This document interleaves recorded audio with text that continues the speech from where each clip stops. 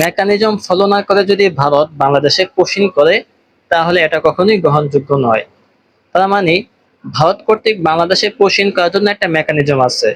যদি কখনোই দেখেন যে ভারত থেকে বাংলাদেশে কোশ্চিন করা হয়েছে, ভারত থেকে বাংলাদেশে অনেক মানুষ এসেছে এবং এটা নিয়ে বাংলাদেশের সরকার কোনো প্রতিক্রিয়া জানায়নি, বাংলাদেশের সরকার কোনো প্রতিবাদ জানায়নি, তাহলে ধরে নেবেন এটা মেকানিজম ফলো করেই এসেছে, তাতে বাংলাদেশের কোনো ক্ষতি নেই। এবং তিনি আরো বলেছেন, আমরা দিল্লিতে 12-13টি চিঠি প্রেরণ করেছি, কিন্তু উত্তরে কি এসেছে এটা কিন্তু তিনি বলেন নাই। যেহেতু এখানে উত্তরটা উল্লেখ নাই, তাহলে আমরা ধরে নিতেই পারি ভারত থেকে এখনো পর্যন্ত কোনো উত্তর আসে নাই। যদি 12-13টা চিঠি পাঠানোর পরে উত্তর আসতো, তাহলে অবশ্যই উত্তরটা সবার আগে বড় করে লেখা থাকতো।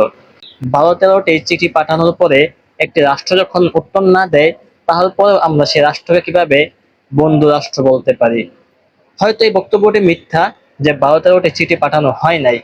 আর যদি 12-13টি চিঠি পাঠানো হয়ে থাকে, তারপরেও উত্তর না আসে, তাহলে ভারত কিভাবে বাংলাদেশের বন্ধু রাষ্ট্র হতে পারে? যেহেতু 12-13টি চিঠি পাঠানোর পরেও দিল্লি থেকে কোনো উত্তর আসে নাই, তাহলে আমরা ধরে নিতেই পারি দিল্লি বা ভারত বাংলাদেশের বন্ধু রাষ্ট্র নয়। ভারত বাংলাদেশের প্রতিবেশী হতে পারে, কিন্তু তাদের আচরণ বাংলাদেশের সাথে বন্ধু সুলভ নয়। তা না হলে 12-13টি চিঠি পাঠানোর পরেও বন্ধুরা কখনোই বন্ধু উত্তর দিবে না, এটা হতে পারে না।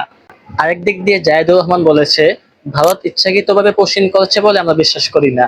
তিনার উদ্দেশ্যে আমি বলতে চাই, কয়েকজন লোককে বিএসএফ বিজিবির দিকে পাঠিয়ে দিচ্ছে, আবার বিজিবি তাদেরকে বিএসএফ এর দিকে পাঠিয়ে দিচ্ছে।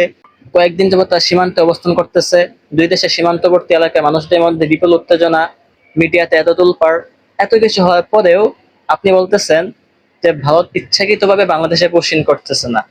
আপনার মতো লোক যদি এদেশের প্রধানমন্ত্রী উপদেষ্টা হয়, এবং আপনারা যদি এদেশের প্রধানমন্ত্রীকে পরামর্শ দেন কিভাবে রাষ্ট্র পরিচালনা করতে হয়, তাহলে বাংলাদেশ কোন দিকে যাচ্ছে, বাংলাদেশের ভবিষ্যৎ কি, সেটা এদেশের মানুষের আর বোঝার বাকি রইল না।